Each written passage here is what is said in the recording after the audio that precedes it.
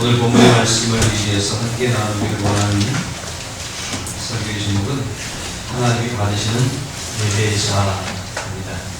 하나님이 받으시는 예배자가 되시기를 주님의 이름으로 축복합니다. 하나님이 사람을 만드실 때 다른 짐승들이나 다른 생물들과는 좀 다르게 만드셨죠. 다르게 만드신 것은 바로 이런 것들입니다. 창세기 1장 26절 27절에 보면 우리의 형상을 따라 우리의 모양대로 만들자 계획하셨고 하나님의 형상대로 사람을 창조하셨다라는 얘기예요. 하나님의 형상, 하나님의 모양대로 창조하셨다고 창세기 1장은 말씀합니다. 2장에서도 여호와 하나님이 땅에 흙으로 사람을 지으시고 생기를 득부에 불어넣으시니 사람이 생명이 되니라. 다른 짐승들을 만드실 때에는 그냥 만드셨어요. 그런데 사람을 만드실 때는 그 코에 하나님의 입김을 불어넣어 주시고 그리고 사람으로 하여금 생명이 되게 하셨습니다. 살아있는 영혼이 되게 하셨다고 하는 사실이에요. 우리가 지금 시대가 반려동물들을 많이 사랑하고 가족처럼 지내고 그런 세상이지만 그 짐승들에게는, 동물들에게는 영이 없습니다. 그러나 우리 사람에게는 영이 있죠. 사람에게만 영이 있는 줄로 믿습니다. 아무리 사랑스러워도 예배 시간에 강하지 않고 와서 같이 기도하는 일은 우리 안에는 없었으면 좋겠습니다. 사실 지금 이제 외국의 사례도 있고 우리나라에도 어떤 곳에서는 반려동물을 데리고 가서 축복해달라고 그런 분들이 있다는 사실을 안타깝게 생각합니다. 어쩌면 모르겠어요. 우리 시골에 있을지 모르지만 도시에 있는 어떤 교회들은 반려동물을 봐주는 저 이화시대님처럼 예배당 뒤편에 반려동물을 예배 시간에 지켜주는 공간이 혹시 생기지 않았을까? 아직 몰라요. 제가 확인하지는 않았어요. 근데 가능성이 있는 얘기예요. 그냥 그만큼 반려동물을 사랑하고 있기 때문에. 그러나 사랑하지만 영이 없다고 하는 사실을 우리는 잊어서는 안 될 것이고 하나님 앞에서는 우리 사람만 예배할 수 있다고 하는 사실이에요. 저는 하나님의 형상을 따라 하나님의 모양을 따라 우리가 만들어졌고 그리고 하나님께서 우리에게 그 하나님의 영을 불어넣어 주심으로 우리로 하여금 살아있는 영을 되게 하신 이유가 있다면 그것은 영이신 하나님과 영인 우리들이 서로 교통하고 교제할 수 있게 하시기 위해서라고 하는 사실이에요. 하나님이 우리 사람들에게는 이렇게 말씀하시고 또 하나님이 우리에게 찾아오시는 거지만 사실은 다른 동물들에게나 생명들에게는 하나님이 주관하시긴 하지만 찾아서 말씀하시거나 대화하시거나 함께 거니시거나 그런 일은 있을 수가 없다고 하는 사실을 창세기의 사건들을 통해서 우리는 알 수가 있습니다. 그래서 우리 사람이 특별히 이렇게 지음받았다고 하는 것은 하나님과 소통하고 하나님과 교통하고 하나님께 예배드리는 존재로 삼으시기 위해서 우리는 이렇게 특별히 만들어졌다고 하는 사실들을 우리는 잘 기억해야 할 것입니다. 그렇다면 사람은 누구든지 이 교회 안에 들어와 있는 사람이든지 밖에 있는 사람이든지 하나님의 창조를 통해서 지음받은 사람들이기 때문에 하나님께 예배해야 되는 사람들이라고 하는 사실을 우리는 잊어서는 안 됩니다. 우리는 주일마다 모여서 예배합니다. 그러나 저 밖에 있는 사람들도 하나님께 예배드려야 될 사람들인데 아직 그것을 알지 못하고 그런 마음을 아직 얻지 못해서 예배하지 못하는 안타까운 현실에 처해져 있다고 하는 것을 기억하면서 우리는 예배자가 되어야 된다 이런 생각을 가지고 우리가 예배할 뿐만 아니라 또 많은 사람들이 하나님께 예배하도록 복음을 전하고 영혼을 하나님께 인도하는 일들을 우리가 감당해야 할 것입니다. 요한복음 4장에 보면 아버지께 참되게 예배하는 자들은 영과 진리로 예배할 때가 오나니 곧 이때라 아버지께서는 자기에게 이렇게 예배하는 자들을 찾으시느니라. 하나님은 영이시니 예배하는 자가 영과 진리로 예배할지니라. 4장 23절 24절에 이렇게 말씀하고 있습니다. 하나님이 참되게 예배한 자들을 찾고 계시다고 하는 말씀을 하시에요. 이렇게 예배한 자들을 지금도 찾고 계신다. 하나님께 온전한 예배로 영으로 진리로 예배하는 자 되시기를 바라고요. 하나님이 찾으시는 예배자가 되시기를 주님의 이름으로 축복합니다. 이런 예배자가 되어야 됩니다. 그래서 영과 진리로 하나님이 우리에게 허락해 주신 영으로 하나님의 말씀이신 진리를 붙잡고 예수님의 이름으로 우리가 하나님께 나아 예배 드릴 때 하나님과 우리가 서로 교제하게 되고 하나님의 뜻을 우리가 받들고 우리의 형편을 주님께 아뢰고 그런 교통하는 역사들이 일어나게 되고 늘 주님과 동행하는 삶을 살아갈 수가 있다고 하는 사실이에요. 예배는 기독교 신앙, 특별히 신앙생활 가운데서 가장 중요한 요소라고 하는 사실들을 우리는 꼭 기억해야 될 것입니다. 다른 건 잘 못해도 예배는 잘 됩니다. 물론 제가 말씀드린 예배는 이렇게 모여서 드리는 예배뿐만 아니라 우리가 흩어져서 각 가정에서 또는 직장에서 사회 속에서 움직이는 가운데서도 하나님께 예배하는 삶의 예배까지 말씀을 드리는 거예요. 이 예배라고 하는 것은 뭐냐면 하나님을 만나는 거거든요. 주일마다 와서 우리가 하나님을 만나잖아요. 이 만남이 그냥 쓱 스쳐 지나가는 만남이 아니라 하나님 깊이 만나는 만남이 되어야 될 것이고 이렇게 만난 하나님과 함께서 예배당문을 나갈 뿐만 아니라 어디를 가든지 동행하면서 그 주님과 늘 교제하고 주님과의 만남을 계속 유지해 갈 때 우리의 삶은 자연스럽게 거룩해질 수 있어요. 성결한 삶을 살라고 아무리 외쳐도 안 되는데 하나님이 나와 동행하시고 내가 주님과 늘 교제하며 살아가면 성결한 삶을 살고 싶지 않아도 살 수밖에 없어요. 그냥 주님 옆에 모시는데 어떻게 거룩하지 않겠어요? 날마다 주의 말씀에 의지해서 주님과 동행하고 주님과 교제하는 거룩한 삶을 살아가는 그런 우리 모두가 되어야겠습니다. 오늘 우리가 읽은 본문의 말씀은 창세기 4장 1절부터 10절까지의 말씀을 읽었는데 이 말씀 가운데 가인과 아벨이 하나님께 제사 드리는 지금으로 말하면 예배죠. 예배 드리는 내용들이 이렇게 나옵니다. 근데 예배에 드리는 모습을 보면 3절 4절인데 세월이 지난 후에 가인은 땅의 소산으로 제물을 삼아 여호와께 드렸고 아벨은 자기도 양의 첫 새끼와 그 기름으로 드렸더니 여호와께서 아벨과 그의 제물은 바치셨으나 이렇게 3절 4절에 말씀하고 있어요. 가인과 아벨은 형제죠. 아담과 하와가 낳은 형제인데 이 형제들이 각기 자기들의 삶에서 제물을 드리면서 예배를 드렸습니다. 근데 이렇게 가인은 땅의 소산으로 제물을 드렸고 곡식이나 채소로 제물을 드렸고 아벨은 양의 첫 새끼와 그 양의 기름으로 제사를 드렸다고 하는 게 제물이 다른 거예요. 그러니까 어떤 분들은 제물이 달라서 하나님이 구분하셨나? 이렇게 생각하는 분들이 있는데 이들이 제물이 달랐던 이유는 그들의 삶의 방법이 달랐기 때문이에요. 가인의 아우 아벨을 낳았는데 아벨은 뭐하는 사람이었어요? 양치는 자였고 가인은 농사하는 자였어요. 양치는 사람은 가지고 있는 게 양이기 때문에 양으로 제물을 드리는 거예요. 농사하는 사람은 농산물이잖아요. 그러니까 그것으로 하나님께 제물을 드리는 거예요. 우리는 우리의 형편을 따라 우리가 할 수 있는 범위 내에서 하나님께 예물을 드리며 경배하는 겁니다. 어떤 분은 소득이 많으면 많이 드릴 수 있어요. 어떤 분은 적으면 적게 드려도 괜찮아요.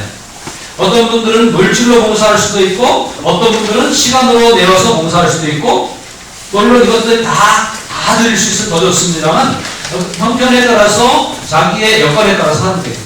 가인은 농사를 지었기 때문에 농작물로 제물을 드렸고 아벨은 양을 쳤기 때문에 목축한 그 양으로 하나님께 제물을 드렸습니다. 제물의 문제는 아니라고 저는 생각을 해요. 그런데 이렇게 이들이 제물을 드리는 가운데에 하나님께서 여호와께서 아벨과 그의 제물을 바쳤으나 4절 마지막에 이렇게 말씀하고 있죠. 그리고 5절에 가인과 그의 제물을 바치 아니하신지라 라고 말씀합니다. 아벨과 그의 제물을 받으셨는데 가인과 그의 제물을 받지 않으셨대요. 누구의 제사는 받으셨고 누구의 제사는 받지 않으셨다는 거예요. 다 예배를 드렸는데 오늘 저는 이런 말씀들을 보면서 우리가 요새 다 같이 예배를 드리고 있는 이 예배 현장에 있는데 어떤 사람의 예배는 하나님이 받으시고 어떤 사람의 예배는 하나님이 받지 않으실 수도 있는 분이구나. 우리가 이 예배 자리에 있다고 우리 예배가 각자의 예배가 다 하나님께 드려지는 것이 아니라 어떤 사람의 예배는 하나님이 기쁘게 받으시지만 똑같은 예배의 형식이 갖추어져 있지만 어떤 사람에게는 하나님 안 받으시는 예배가 될 수도 있다고 하는 사실이에요. 예배의 형식에 따라서, 예배의 제물에 따라서가 아니라 그 사람 때문에라고 하는 사실이에요. 다시 한번 보세요. 여호와께서 아벨과 그의 제물은 받지 않으셨어요. 아벨의 제물은 받지 않으셨습니다. 아벨의 제물을 받으셨다고 말씀하지 않고 아벨과 함께 그의 제물을 받으셨다는 거예요.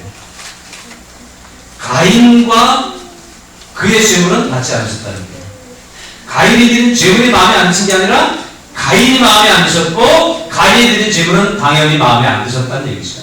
오늘 우리들이 하나님 앞에 나와서 시간을 내어놓고 물질을 드리고 또 노력을 통해서 하나님께 예배하고 하나님께 제사를 올려드리고 있지만, 그러나 어떤 사람은 하나님이 받으시고 그가 드린 제물도 받으시고, 어떤 사람은 하나님이 안 받으시고 그가 드린 제물도 안 받으실 수도 있다고 하는 말씀을 여기서 우리는 알 수 있어야 됩니다. 이 얘기를 들으니까 좀 불편해지시나요? 가인은 이 상황 속에서 굉장히 불편함을 느꼈습니다. 하나님이 아벨의 제물을 받으셨는데 내 제물을 안 받으셨어요. 기분이 나빴다 이거예요. 그래서 가인의 몫이 분하여 안색이 변합니다. 당연하겠죠. 제가 여러분들에게 이렇게 설교 말씀을 드릴 때에 누구는 받으시고 누구는 안 받으신다고 할 때 긴장이 바싹 되지 않습니까? 하나님이 나를 안 받으시면 그러면서 굉장히 불편함을 느끼지 않으십니까? 그럴 수 있죠. 하나님은 가인에게 말씀합니다. 몹시 분하여 안색이 변해 있는 가인에게 여호와께서 가인에게 이르시되 내가 분하여 하면 어찌 되리며 안색이 변하면 어찌 되리냐. 분할 거 없다. 안색이 변할 거 없다. 무슨 얘기일까요? 왜? 아니 하나님 동생 아벨의 제물을 받으시고 내 제물을 안 받으시니까 내가 기분 나쁘죠 라고 말할 수 있어요. 그런데 하나님은 그러지 말아라. 이유가 있다는 거예요. 제물의 문제가 아니라 사람의 문제라고 하는 사실들을 우리는 잘 알아야 할 것입니다. 이 두 사람의 제사에 대해서 히브리서 11장은 이렇게 평가하죠. 믿음으로 아벨은 가인보다 더 나은 제사를 하나님께 드림으로 의로운 자라 하신 증거를 얻었으리라고 말씀합니다. 이 말씀, 히브리서의 말씀을 비추어 볼 때 아벨의 제사와 가인의 제사, 아니 아벨의 상태와 가인의 상태는 어떤 차이가 있었어요? 제물의 차이라고 하기보다는 마음의 차이, 믿음의 차이가 있었다고 하는 거예요. 그 모습이 믿음으로 충만한 모습이었을 때 하나님이 받으시고, 믿음을 빼놓고 형식만 갖추었을 때 하나님은 받지 않으셨다라고 하는 사실을 우리는 알 수가 있습니다. 우리가 더 나은 제사가 되려면 어떻게 되죠? 믿음으로 드리는 제사가 되어야 할 줄로 믿습니다. 그럼 한번 체크해 보세요. 내 믿음이 잘 있나? 네? 내 믿음이 잘 있나? 체크해 보세요. 예수 그리스도께서 우리를 사랑하셔서 오셨고, 예수께서 우리를 위해 십자가를 내세 죽으시면서 우리의 죄에서 우리를 사해 주셨고, 우리를 저 죽을 수밖에 없는 현장에서 던져주셔서 하나님 나라의 백성이 되게 하셨으며, 지금 하나님의 나라를 소유하고 하나님의 나라를 향해 담대히 달려나갈 수 있도록 인도해 주셨다고 하는 사실을 믿는 그 믿음, 부활하셔서 우리 어떤 삶의 여건과 어려움과 곤고와 고난 속에서도 우리를 다시 살려주시겠다고 약속해 주신 그 능력의 주님, 그 주님을 믿는 믿음, 그 믿음이 우리 안에 있을 때 이 예배는 그 무엇으로도 하여드려도 부족한 거예요. 사실은요. 그런 마음을 가지고 하나님, 제가 오늘 최선을 다해야 되지만 이것만으로 만족하지 못할 줄 압니다. 그러나 이것이라도 받아주세요. 이런 마음으로 드리는 우리의 예배가 하나님이 기쁘게 여겨주시는 진정한 예배가 될 줄로 믿습니다. 이렇게 예배하는 자들을 하나님은 지금도 찾고 계시다고 하는 거예요. 혹시 여러분 빨리 예배 끝나고 어디 가야 되는데 이런 마음으로 지금 예배 자리에 앉아 계십니까? 그 생각을 적어두세요. 예배가 끝나야 할 거 아니에요. 그렇죠? 끝날 때까지는 내려오시기 바랍니다. 주님 앞에 온전히 우리의 마음을 쏟아드리고 오직 믿음으로 하나님께 올려드릴 때 우리 예배는 더 나은 예배가 될 것이고, 그 예배는 하나님이 기쁘게 받으시고, 예배 가운데 임재하시는 주님께서는 한 사람 한 사람을 꼭꼭 집어서 받으시고, 너는 내 것이라고 말씀하시고, 내가 너와 함께 하겠다고 말씀하시고, 내가 너에게 복을 주겠다고 약속하시는 그런 하나님이신 줄로 믿습니다. 이런 예배자가 돼야 된다고 하는 얘기예요.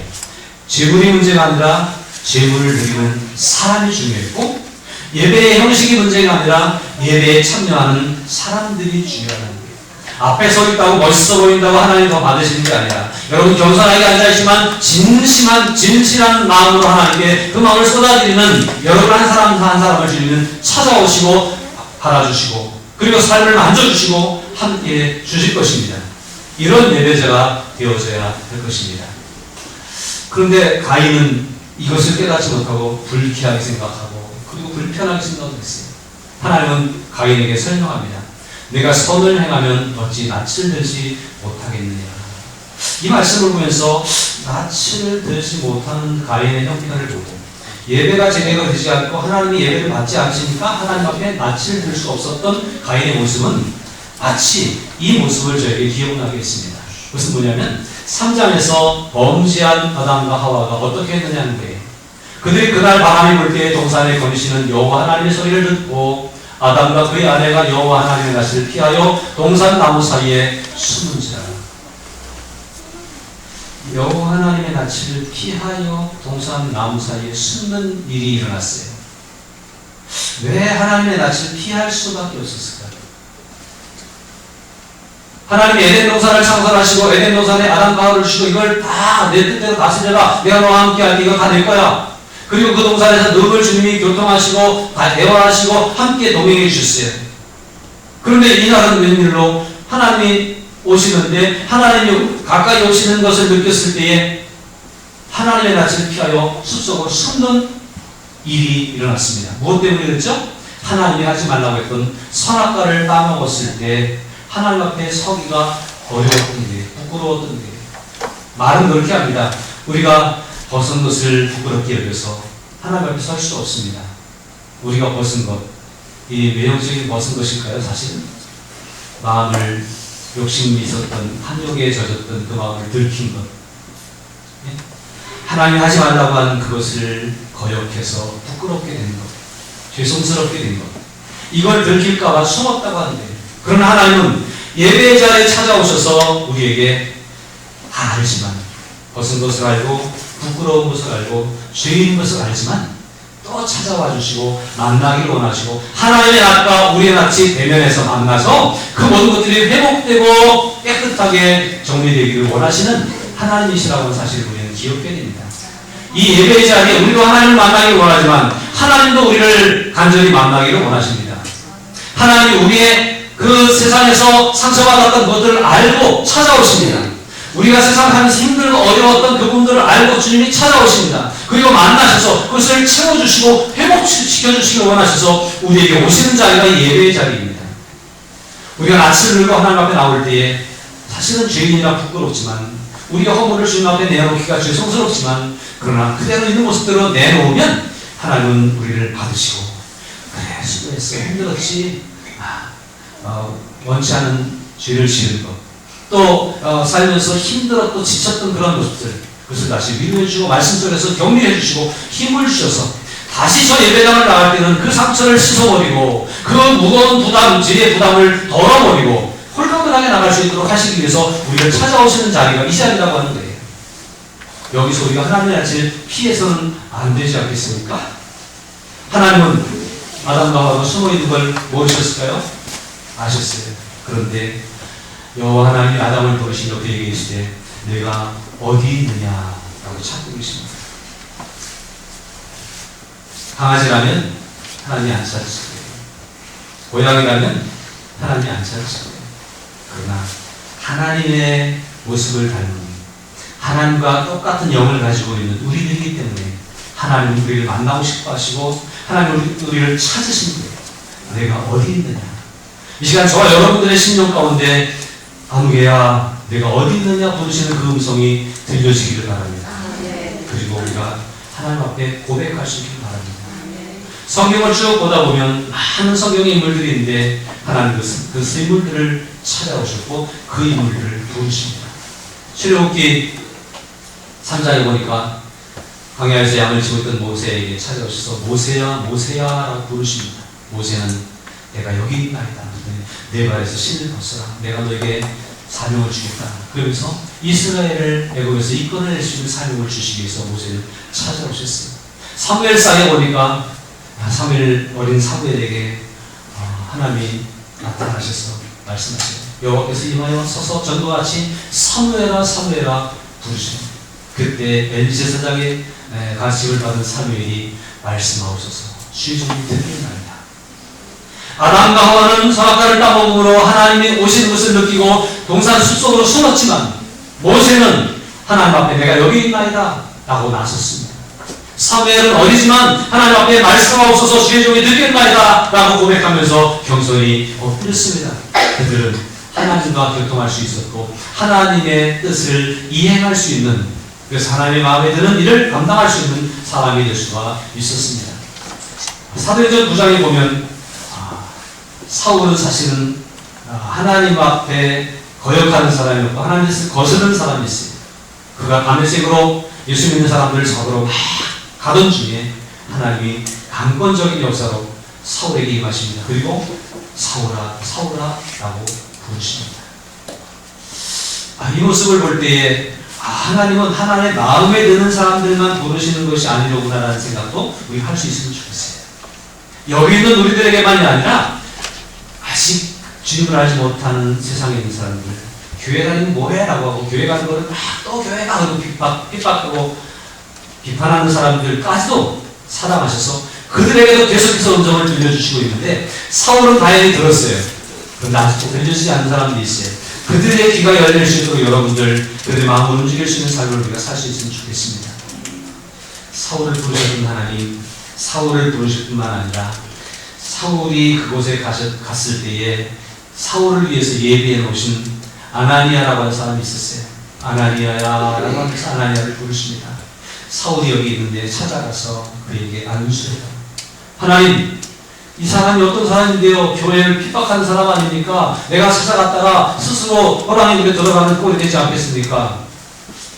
하나님 그렇게 오셨다고 겁내지 말고 가서 그에게 안수할 때에 역사가 일어날 것이다. 진짜 가서 안수했더니 사울의 눈에 비늘 같은 것이 벗기지 후에는 바울이 되고 기독교 역사상 가장 위대한 인물이 될 수 있었습니다. 모세도 그렇고 사무엘도 그렇고 사울도 그렇고 또 아나니아도 그렇고 하나님 앞에 쓰임받는 사람들은 하나님이 부르실 때 노래하게 된 사람이지. 사울아 사울아, 모세야 모세야, 사무엘아 사무엘아 부르셨던 것처럼 이 시간 우리를 향해서 부르고 계시는 주님의 음성을 들을 수 있기를 바랍니다. 그 음성을 듣고 두려워서 피하는 사람, 숨는 사람이 아니라 가인처럼 하나님 내 뜻 내 원하는 거 안 들어주시고 내 기도 안 들어주시고 내 예배 안 받아주시니까 그리고 얼굴을 붉히면서 땅을 쳐다보고 하나님을 쳐다보지 않는 그런 불순종의 모습이 아니라 혹 내가 부족할지라도 혹 내가 힘들고 어려울지라도 부르시는 그 음성 앞에 순종하고 내가 여기 있나다 라고 고백하며 하나님 앞에 우리가 나서게 되면 하나님은 그 모습이 완벽해서가 아니라 그 모습이 온전해서가 아니라 그 모습이 죄와 허물이 많고 세상에서 찌들고 상처받은 모습이라 할지라도 그대로 받으시기를 원하십니다. 예배자는 완벽해야 예배자라는 게 아니라 있는 모습 그대로 순수하게 하나님께 나아갈 때 하나님이 기쁘게 받으시는 거예요. 하나님이 찾으시는 예배자는 깨끗하고 완벽한 사람이 아니라 하나님 앞에 그 마음을 솔직하게 쏟아놓고 나아가는 사람이 되어야 하나님이 받으신다고 하는 사실을 기억하시기 바랍니다. 하나님은 가인에게 말씀하시죠. 선을 행하면 어찌 낯을 들지 못하겠느냐. 내가 선을 행하지 아니하면 죄가 문 앞에 엎드려져 있느니라. 선을 행한다라고 하는 얘기. 여기 이 상황 가운데서는 내가 믿음이 있었으면 그렇게 말할 수 있어요. 내가 온전한 예배자가 되었더라면 지금 얼굴을 붉히고 분하고 그럴 일이 없지 않겠느냐. 오늘 우리들의 마음 가운데 삶 가운데 믿음이 있기를 바랍니다. 우리의 삶이 하나님께 예배가 될 수 있도록 늘 하나님과 교제하고 만나는, 하나님을 피하는 것이 아니라 하나님과 교통하는 그러한 모습들이 있어야 되겠습니다. 저를 똑바로 봐주세요. 저를 똑바로 못 보는 사람은 저한테 뭔가 찔리는 사람이 있습니다. 하나님을 똑바로 볼 수 없는 사람은 그렇게. 그러나 혹 찔림이 있어도 부족함이 되더라도 하나님을 똑바로 보고 하나님 저 이런 사람입니다. 하나님 저 이런 모습입니다. 그리고 나갈 때 하나님은 그 가운데 역사하시고 만져주실 거예요. 내가 선한 일 어찌 낯을 들지 못하겠느냐라고 하는 말씀을 내가 믿음이 있으면 하나님을 피할 일이 뭐가 있느냐. 내가 하나님 앞에 예배드리기를 원하는 마음이 있으면 부족해도 허물이 많아도 죄가 있어도 하나님을 피할 일이 없지 않겠느냐. 이렇게 말씀하고 있습니다.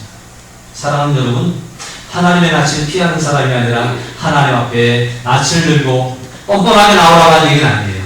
그러나 하나님 앞에 우리의 낯을 보여드리고 우리에게 못 묻은 것, 우리에게 상처 있는 것 보여드리고 하나님 앞에 해결받기 위해 겸손히 나갈 수 있는 예배자가 되시기를 부탁을 드립니다. 예배에 성공하면 하나님이 그 인생을 만져주셔서 인생의 성공자가 될 수가 있습니다. 그러나 가인은 예배에 성공하지 못했기 때문에, 선을 행하지 못했기 때문에, 믿음이 없었기 때문에, 예배자가 되지 못했기 때문에 그 앞에 도사리고 있는 죄 앞에 무너지게 됐습니다.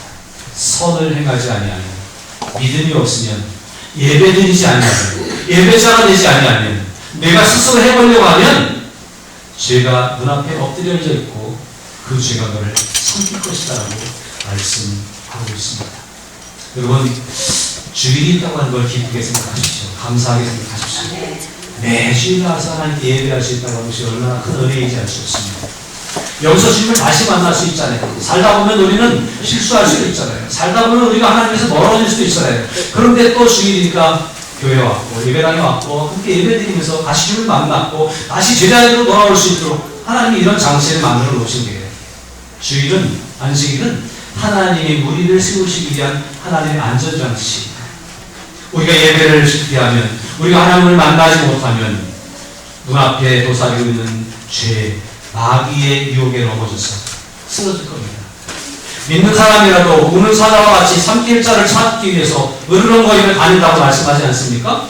거기에서 여러분 견딜 수 있을까요?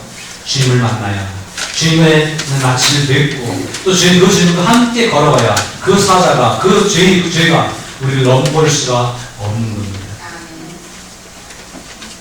사실 7절까지 우리가 보고 있습니다만 이 뒤에는 어떤 일이 벌어졌죠? 가인이 하나님이 이렇게 말씀하시는 설명을 이해하지 못했어요. 그리고 아벨을 조용히 들로 불러다가 돌로 쳐 죽이는 죄를 짓습니다. 예배에 실패했기 때문에 하나님의 낯을 뵙는 것을 부끄럽게 생각하고 가까이 하지 않았기 때문에 일어났던 결과라고 저는 생각합니다. 오늘 저와 여러분들이 하나님을 뵙고 하나님을 가까이 하고 참된 믿음으로 온전한 예배자로 서기 위해서 힘쓰고 노력할 때에 날마다 주 앞에 나와서 주를 만나기를 힘쓸 때에 우리에게 죄는 가까이 오지 못할 겁니다. 마귀가 뱀으로 변장해서 유혹하고 다가오지만 우리가 하나님을 가까이 하면 가까이 올 수가 없어요. 마귀를 대적하라. 그럼 그가 너를 떠날 것이라고 말씀하지 않습니까? 하나님을 가까이 하십시오. 그리고 믿음으로 살아가십시오. 나는 예배자야. 나는 하나님을 만난 하나님과 동행한 사람이야. 라고 하는 확신이 있을 때 사탄은 우리 주변에 얼씬도 하지 못할 것입니다. 이제 우리는 새로운 각오로 2024년을 살아갑니다. 2024년에는 실수가 적기를 바랍니다. 죄를 짓는 일이 없기를 바랍니다. 하나님에게서 멀어지는 일들이 없어지기를 바랍니다. 온전한 예배자로 설 수 있기 위해서 결심하고 작정하고 믿음으로 고백하면서 주님과 동행하기를, 주님에게서 멀어지는 일이 생기지 않도록 늘 말씀을 보고 늘 기도하며 이 예배에서 주를 만나겠다고 하는 그런 마음으로 그렇게 해서 온전한 예배로 성공하고 그 예배에 성공함으로 말미암아 삶에서도 믿음으로 승리하는 저와 여러분 될 수 있기를 주님의 이름으로 축복합니다.